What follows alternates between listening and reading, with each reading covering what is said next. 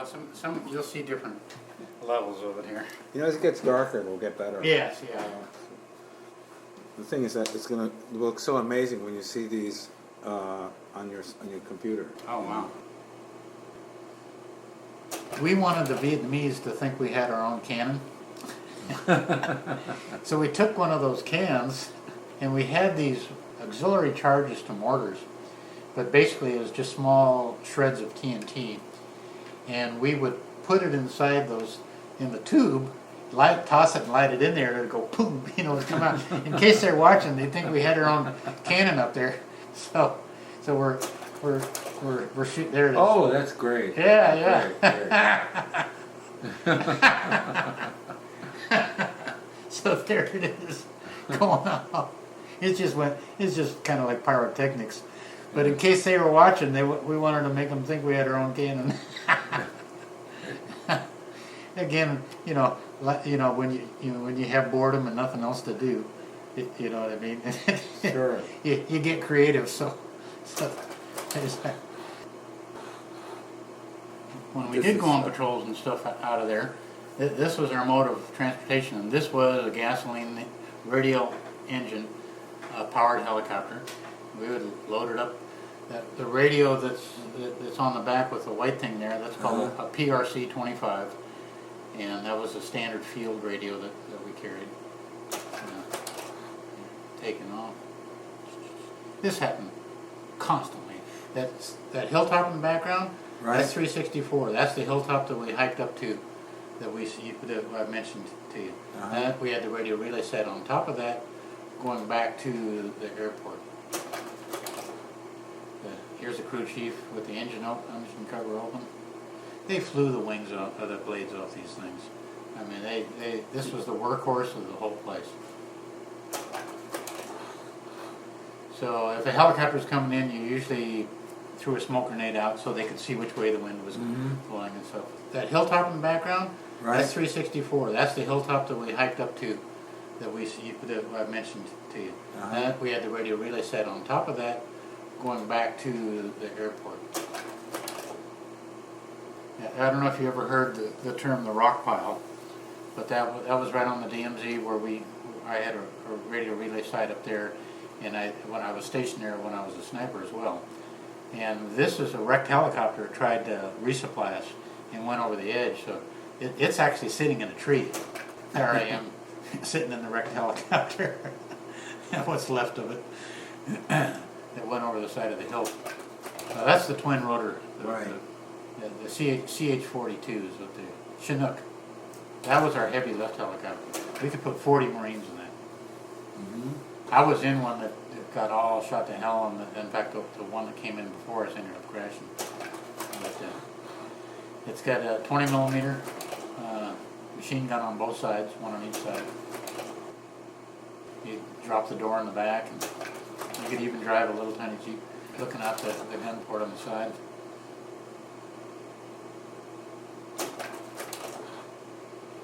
Now this is at Camp Carroll, and this is on Camp Carroll right after we got there, because the reason I can tell is there's still grass. After about the first 3 months, we tromped all the grass down. There's only dirt. But this is one of the helicopter crews that behind those mountains behind are in Laos. Right. And the DMZ is to the right. That's Laos back there. Yeah. So these guys picked me up several times when I was out in the field. So I wanted a picture of that crew there. Who would you be with when you were out in the field? My team, myself and 4 other guys, yeah. So this is the helicopter that would take me in and out of the field.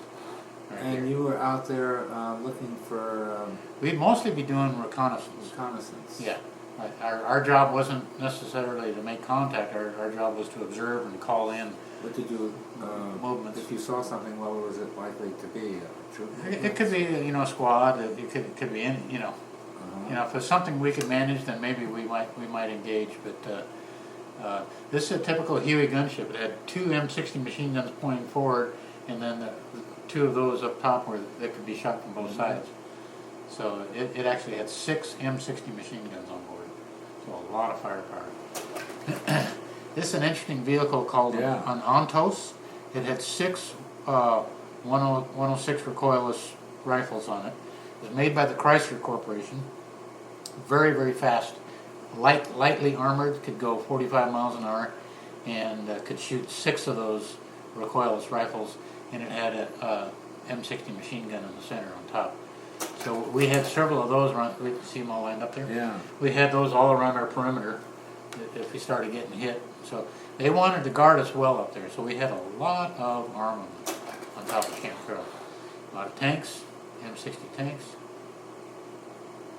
Some of them even had blades on them, so you could use them for tractors and dig bunkers. They're cleaning out the bore on that one there.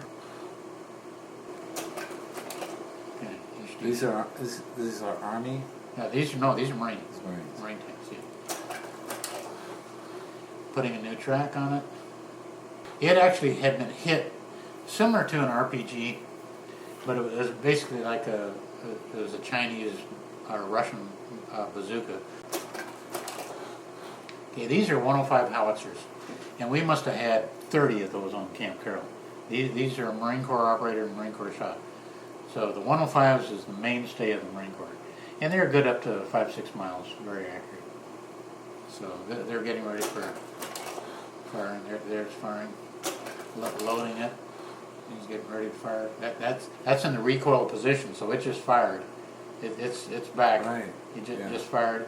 He's getting ready to load it. Okay, that's one of the tanks. See our perimeter we have wired up. And this is on a. This may have been an 8-inch howitzer. These short barrels and those round things Mm-hmm. for just the powder. Uh-huh. I think they're okay. Those are the round. Those are the projectiles that it shot. Yeah. The green are high explosive. The white, the white ones are white phosphorus. So they would spray white phosphorus everywhere. So those are Marine howitzers as well, and those things light up the sky when they went off. Those are very good. These we had all around the perimeter. These are Army, and they're twin 40mm anti-aircraft guns. The same thing that would be on a ship.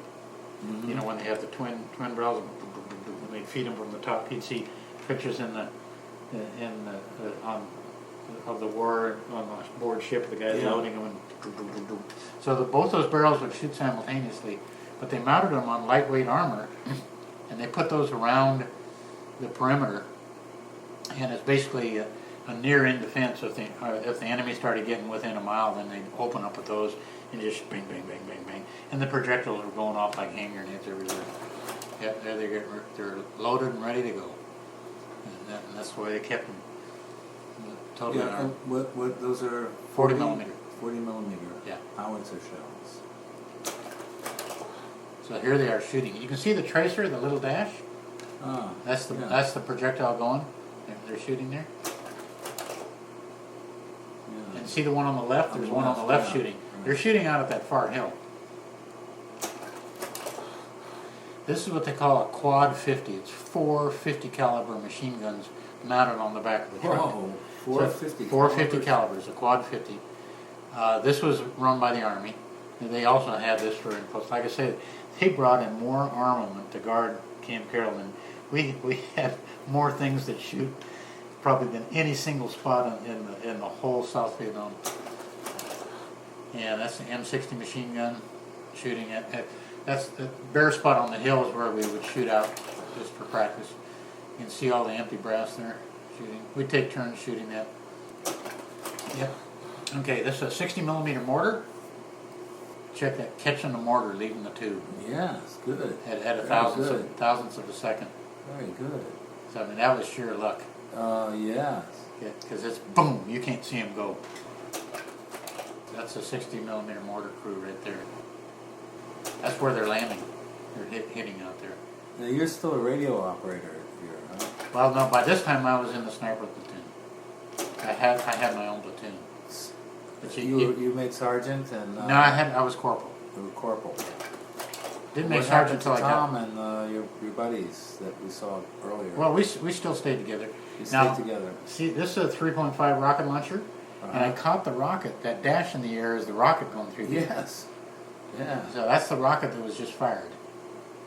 So it's. Once again, a thousandth of a second. I know. Yeah, just caught it on its way out.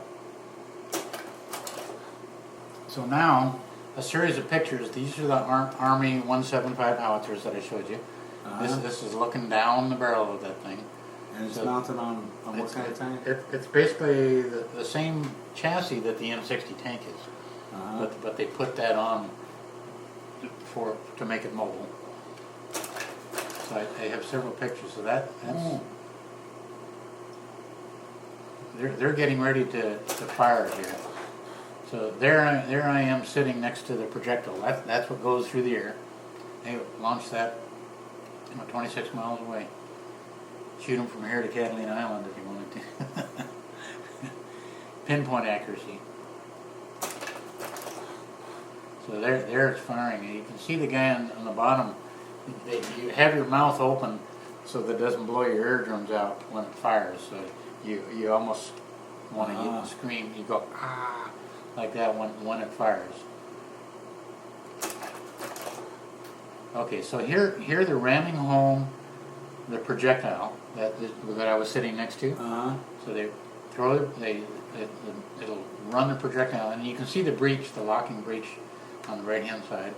That's what does it. And then see the bag of powder in his hand. Mm. They put 3 of those in. Yeah. See the white. Right. Okay. I see. So 3 of those bags. Those are what's in those cylinders that we use. Okay. Okay. So 3 of those bags come. So they put 3 of those bags in behind that projectile. And see that this guy with this thing in his hand? Right. That's basically a gauge. What he first does, you want to make sure that the projectile is rammed far enough into the barrel Mm-hmm. and seals properly. So what they do before they put the powder in, he puts that in and measures with that gauge that the projectile go all the way in. Right. Because you don't want to put the powder in there and then have it not fit. Right. Okay, so he gauges it, and then they drive the powder in. So here they are they're putting the fuse on it. See all these ones on the right, they have a ring on the nose. Uh-huh. They really can't go off. But what he's got in his hand, the shiny part, he's put the fuse on it. Uh-huh. So and they have proximity fuses, different kinds of fuses, delayed fuses, all kinds of different fuses that they can put in them. So he's fusing it, getting ready to load it. So here's one of the ammo dumps. There's the bags of powder. Yeah. So 3 of those went in those tubes, and all of those Those are all fused. they're all fused. Right, they're getting ready for a fire mission. So here they are bringing powder up, loading powder in. These guys are Army? Yeah. Marine Corps didn't have any guns this big. There's one of them firing there.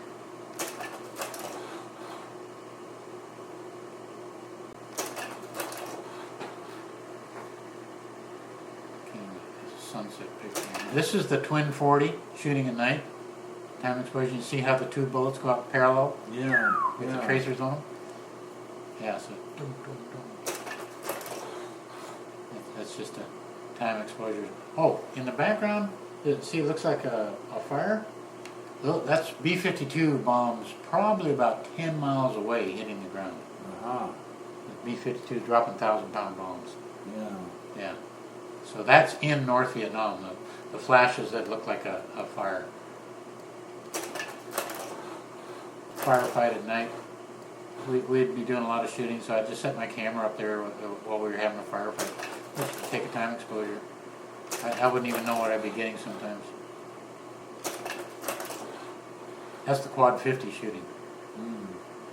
And that's kind of interesting because the Quad 50, they would go out and it would look like they would just fall down, but it was actually an optical illusion because they were actually still traveling quite a ways out, but they would slowly curve off. So it looks like they were going out and then just stopping, but they're actually raining